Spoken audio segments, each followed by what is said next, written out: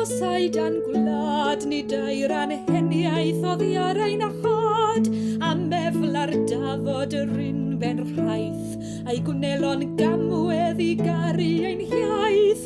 O fanau epynt I fanau llun, ma' nhw'n gael siarad ein hiaith ein hun.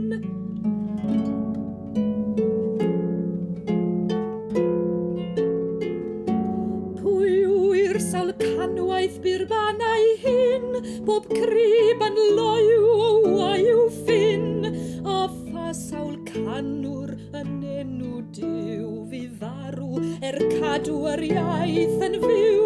O fanau epynt I fanau llun, ma' nhw'n gael siarad ein hiaith ein hun.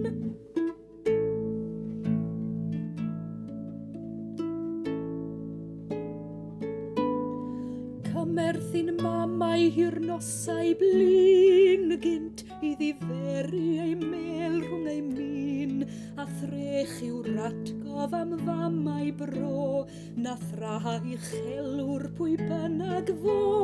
O fanau epynt I fanau llun, ma' nhw'n gael siarad ein hiaith ein hun.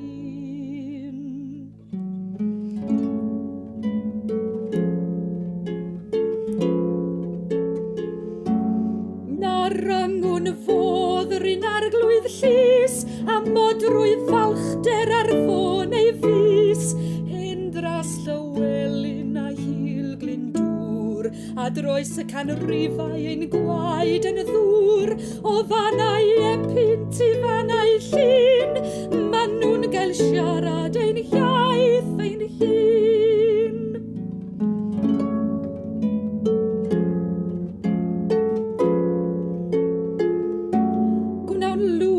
Chadw o gryd I gryd, mewn llys ac eisteddfod am oes y byd, a meflar dafod yr un ben rhaith, waharddo I Gymro fawrhau ei iaith.